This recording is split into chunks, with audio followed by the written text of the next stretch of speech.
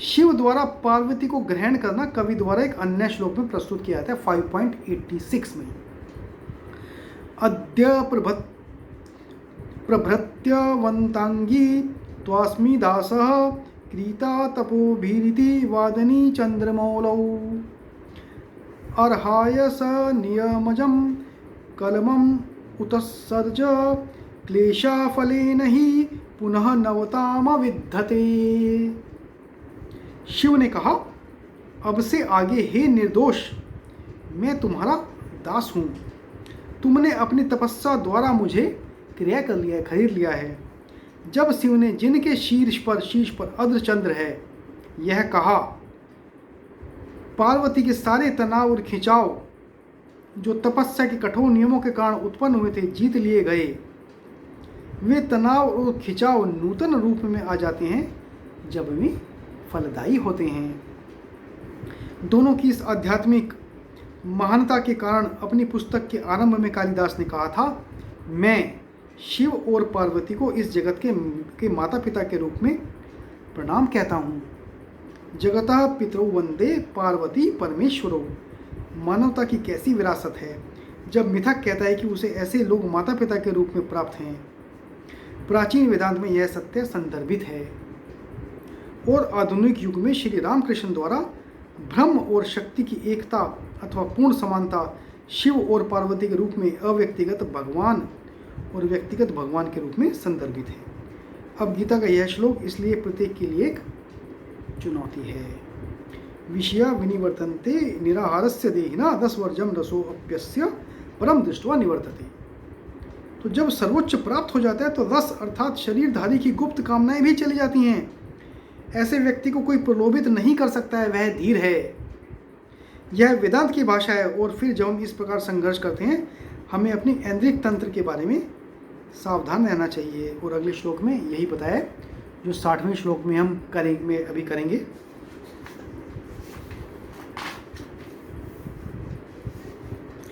तो यततो ह्यापि कौन्तेय पुरुषस्य विपश्चितः इंद्रियाणि प्रमाथीनि हरन्ति प्रसभं मनः। तो हे कुंती पुत्र, अशांत उपद्रवी इंद्रिया पूर्णता के लिए प्रयत्नशील एक बुद्धिमान व्यक्ति का भी मन बलपूर्वक हल लेती हैं। तो ये यहाँ तक इतनी खतरनाक है, उपद्रवी बताए। यह सभी ऐसे सत्य हैं जिन्हें हर व्यक्ति को जानना चाहिए। किशोरों या किशोरियों को मालूम होने चाहिए। यदि शिक्षा का उद्देश्य चारित्रिक विकास है, मानव प्रणाली की रचना कैसी है, उसकी क्या विशेषताएं हैं, हमें उन्हें जानना चाहिए। मतलब ह्यूमन एनाटॉमी, तभी हम सफल हो सकते हैं। अज्ञान में कुछ नहीं रखा। इस समस्त शरीर प्रणाली में मानव का यह इंद्रिय तंत्र अत्यंत शक्तिशाली है। हाथ, मुंह, नाक, आँख, कान, जिह्वा, हर क्रिया इसी की प्रेरणा से होती है। अतः हमें इस इंद्रिय तंत्र को जानना चाहिए। यह तो हयापि कौन्तेय, यद्यपि इस व्यक्ति इंद्रिय तंत्र को अनुशासित करने के संघर्ष में पुरुषस्य विपश्यति, एक अत्यंत बुद्धिमान और बुद्धियुक्त व्यक्ति ऐसा व्यक्ति भी पाता है कि इंद्रियां उसे हर रही हैं। इंद्रियाणि प्रमाथीनि हरन्ति प्रसंभम मनः। शक्तिशाली इंद्रियां एक बुद्धिमान व्यक्ति का मन भी हर लेती हैं।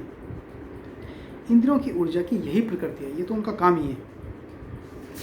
अध्यात्म विज्ञान की हमारी समस्त पुस्तकों में आपको इस विषय की व्याख्या मिलेगी। इंद्रिय नियंत्रण पर बल दिए जाने का कोई अर्थ नहीं रह जाता यदि मनुष्य का व्यक्तित्व शरीर, इंद्रियों और मन पर ही समाप्त हो जाता। आज के भौतिकवादी दर्शन की यही स्थिति है जो आधुनिक पाश्चात्य संस्कृति में प्रचलित है। तो वेस्टर्न में तो यही सब चलता है, इंद्रियों के वशीभूत हैं। लेकिन यह सब अप्रासंगिक हो जाता है कि अब जैसा कि वेदांत कहता है, मनुष्य की गहराइयों का अध्ययन प्रत्येक मनुष्य में एक प्रकाशमान और स्वतंत्र वास्तविकता के रूप में आत्मा को व्यक्त करता है। अभी हमारे पास श्रुति और स्मृति होती है। स्मृति में एक मनुस्मृति में उसमें एक सुंदर उक्ति है, बलवान इंद्रियग्रामो मतलब समस्त इंद्रिक प्रणाली अत्यंत शक्तिशाली है, अत्यंत शक्तिशाली। विद्वान समपि करशति, में एक विद्वान तक को भी हल देते हैं।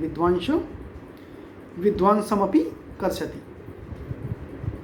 यह चेतावनी दी जाती है। वेदांत घोषणा करता है कि मनुष्य की अंतर्यात्रा हमें किसी वास्तविक और गहन की ओर ले जाती है। इसलिए इंद्रिय ऊर्जा की नियंत्रण और अनुशासन की हमें आवश्यकता है। किसी भी चरित्र गठन में इंद्रिय ऊर्जा की कुछ नियंत्रण की आवश्यकता है, अन्यथा कोई चरित्र का निर्माण कदापि नहीं हो सकता। जब हम पशु थे तभी से हमारे अंदर इंद्रियों का अपने विषय के प्रति आकर्षण आरोपित किया गया। यही माया का जगत है।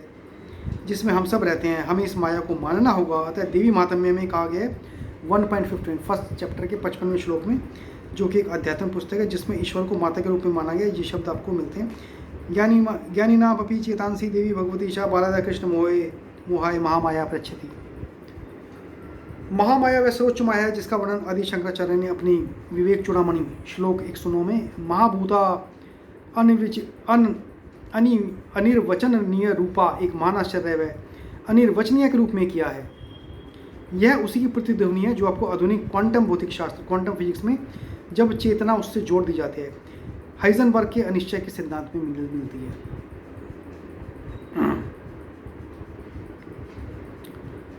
यह वही है जो ज्ञानियों के मन को भी हल देती है। यह वही माया है जिसे आदि दिव्य माता आद्य शक्ति कहते हैं, जो जैसा रामकृष्ण जी समझाते हैं 2 रूपों में कार्य करती है। माया शक्ति एक अविद्या शक्ति, माया शक्ति एक अविद्या शक्ति है जो शक्ति को नीचे की ओर खींचती है, और एक विद्या शक्ति जो शक्ति को ऊपर की ओर उठाती है।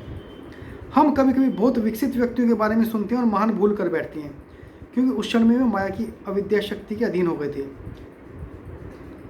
अब वो इतने महान व्यक्ति इतने भूल कैसे कर पाते हैं, क्योंकि अविद्या के अंदर में आ गए थे। समाज में बहुधा आप यह घटित होता हुआ पाते हैं। अतः भाषा यह है सावधान, जागृति आवश्यक है, मन का सावधान रहना आवश्यक है। अलर्ट अलर्ट टू द चित्ता। हम अपने में बहुत सी शक्तियों को व्यवहार में लाते हैं।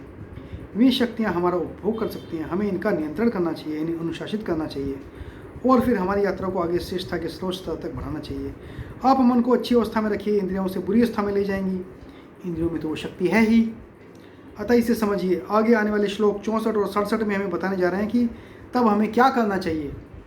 क्या हम अस्थायी बने रहेंगे? नहीं, आप अपनी समस्त इंद्रियों को उनके विषय में कार्य करते हुए भी रख सकते हैं। भय की कोई बात नहीं, बशर्ते कि आप स्वामी हैं, बशर्ते कि आप अपनी मानसिक ऊर्जाओं जो कि आप में हैं अनुशासन में रखने की क्षमता विकसित कर सकें। यदि आप ऐसा नहीं करते तो आपका जीवन इस जगत में टूटते जहाज के जैसा हो जाएगा। 2 महान श्लोक तुरंत बाद ही आ रहे हैं। हमें अपने इंद्रिय तंत्र को एक तरफ छोड़ने के लिए नहीं कहा जा रहा, अथवा इंद्रिय विषयों को भी, बल्कि यह सीखने के लिए कहा जा रहा है कि इन्हें कैसे काम में लें। ऐसा नहीं हो कि आप एक इंद्रिय विषय को पकड़ना चाह रहे थे लेकिन इंद्रिय विषय ने आपको लपेट लिया। ऐसा नहीं होना चाहिए। आपको स्वामी होना चाहिए, ना कि गुलाम। हिंदी में कहावत है, कंबल छोड़ता नहीं। किसी ने बाढ़ में कंबल जैसी एक वस्तु बहती हुई देखी, वह उसे लेने को गया। किनारे पर लोग प्रतीक्षा कर रहे थे लेकिन वह वापस नहीं आया।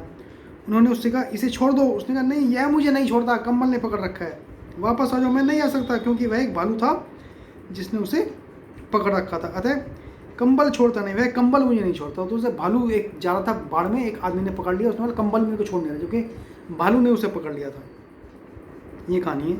तो वेदांत मनुष्य को मानव विकास के उद्देश्य की प्राप्ति का, आध्यात्मिक स्वतंत्रता का यही उपदेश देता है। विवेकानंद बार बार कहते हैं, स्वामी की भांति कार्य करो, न कि दास की भांति। अपने इंद्रियों के स्वामी बनो, उनके दास नहीं।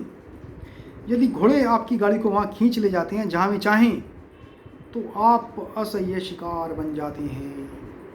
आप यात्री हैं किंतु आप स्वतंत्र नहीं हैं, ऐसा मत बनिए। तो आगे के 61 श्लोक को हम अगले वाले सत्र में देखेंगे, और आगे हम एक 60वां श्लोक प्रभुपाद जी की गीता से पढ़ लेते हैं। यततो हेयपि कौन्तेय पुरुषस्य विपश्चितः इंद्रियाणि प्रमाथीनि हरन्ति प्रसभम मनः। हे अर्जुन, इंद्रियां इतनी प्रबल तथा वेगवान हैं कि वो उस विवेकी पुरुष के मन को भी बलपूर्वक हर लेती हैं जो उन्हें वश में करने का प्रयत्न करता है। तो जो एक विवेकी पुरुष है, जो बहुत बलवान पुरुष है, इंद्रियां उससे भी ज़्यादा बलवान हैं। अनेक विद्वान ऋषि, दार्शनिक तथा अध्यात्मवादी इंद्रियों को वश में करने का प्रयत्न करते हैं, किंतु उनमें से बड़ा भी कभी कभी विचलित मन के कारण इंद्रिय भोग का लक्ष्य बन जाता है। यहाँ तक कि विश्वामित्र जैसे महर्षि तथा पूर्ण योगी को भी मेनका के साथ विषय भोग में प्रवृत्त होना पड़ा। तो ये कहानी तो सभी जानते हैं। विश्वामित्र अपनी तपस्या में लीन थे और मेनका ने उनका तप भंग किया था। यद्यपि वे इस इंद्रिय निग्रह के लिए कठिन तपस्या तथा योग कर रहे थे। अब एक बार तक भंग हो जाए तो 100 साल, 200 साल, 500 साल से जो तपस्या की थी शुरू से शुरू करनी पड़ती है। कितना कठिन कार्य होता है। विश्व इतिहास में इसी तरह के अनेक दृष्टांत हैं। अतः पूर्णतया कृष्ण भावना भावित हुए बिना मन तथा इंद्रियों को वश में रख कर सकना अत्यंत ही कठिन है।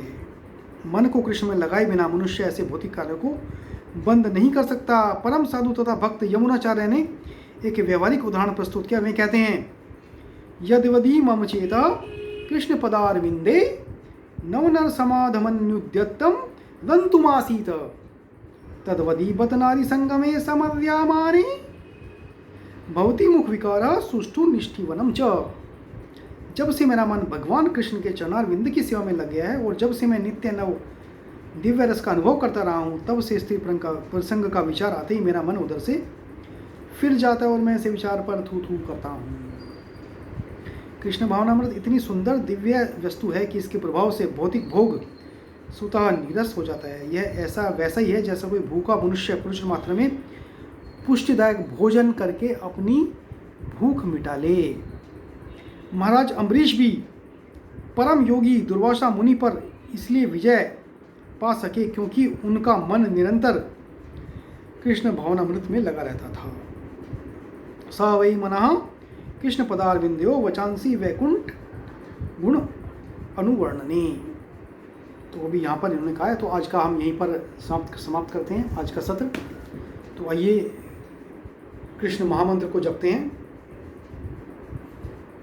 हरे कृष्णा कृष्ण कृष्ण हरे हरे, हरे राम राम राम हरे हरे, हरे कृष्णा कृष्ण कृष्ण हरे हरे, हरे राम राम राम हरे हरे, हरे कृष्णा कृष्ण कृष्ण हरे हरे, हरे राम राम राम हरे हरे, हरे कृष्णा कृष्ण कृष्ण हरे हरे, हरे राम राम राम हरे हरे, हरे कृष्णा कृष्ण कृष्ण हरे हरे, हरे राम राम राम हरे हरे, हरे कृष्णा कृष्ण कृष्ण हरे हरे, हरे राम राम राम हरे हरे, हरे कृष्णा कृष्ण कृष्ण हरे हरे, हरे राम राम राम हरे। बोलो हरे कृष्णा कृष्ण कृष्ण हरे हरे, हरे राम राम राम हरे हरे, हरे कृष्णा कृष्ण कृष्ण हरे हरे, हरे राम राम राम हरे हरे, हरे कृष्णा कृष्ण कृष्ण हरे हरे, हरे राम राम राम हरे हरे, हरे कृष्णा कृष्ण कृष्ण हरे हरे, हरे राम राम राम हरे हरे। तो आज के हम सत्र में 60 श्लोक, हमें 4 श्लोक आज चर्चा में लिए। अगले सत्र में श्लोक संख्या 61 से शुरू करेंगे। तब तक आप चाहें तो ये पूरी recording Krishna Gita live YouTube पर चैनल है, उसके साथ जुड़ सकते हैं, सब्सक्राइब कर सकते हैं और सारे के सारे ये सत्र के और पिछले सभी सत्रों के श्लोकों के अनुवाद और तात्पर्य आपको वहाँ से मिल जाएंगे। इंस्टाग्राम पेज है, उसे फॉलो कर लीजिए। फेसबुक पेज है, गूगल मीट पे आपका लिंक जो है सबको हम शेयर करते हैं, और अपना व्हाट्सएप ग्रुप है ट्रांसेंडेंटल थर्सडेज, तो वो भी आप जुड़ सकते हैं। आप चाहिए तो इनवाइट के लिए इस नंबर पे आप रिक्वेस्ट कर सकते हैं, हम आपको व्हाट्सएप ग्रुप भेज देंगे, वहाँ पे आप जुड़ सकते हैं। आपको नित्य नई जो भी अपडेट्स हैं वो आपको मिलते रहेंगे। और इसी के साथ हम ग्रंथराज श्रीमद् भगवद गीता को प्रणाम करते हैं, सभी साधु संतों गुरुओं को प्रणाम करते हैं, इस विश्व के सृष्टिकर्ता, संहारकर्ता और पालनकर्ता को प्रणाम करते हैं। जय हो जय हो जय हो। ओम ओम ओम शांति शांति शांति।